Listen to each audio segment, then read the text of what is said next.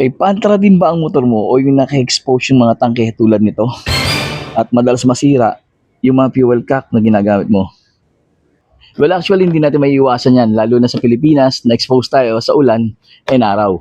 And yung mga alikabok na naiipon dito sa gilid na to is nagiging putik and dumadaloy sa ating fuel cap.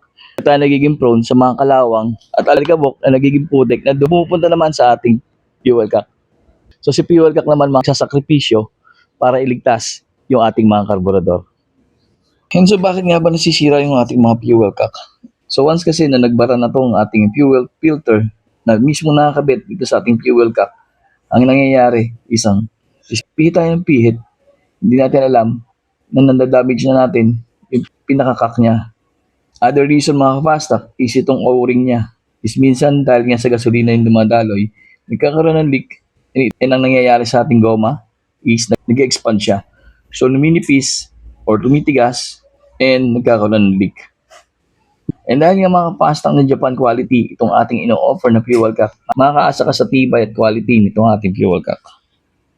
Kaya kung kailangan mo ng fuel cap na maaasahan at worth it dun sa kanyang presyo, so bakit di mo itry itong ating mga fuel cap na Japan quality?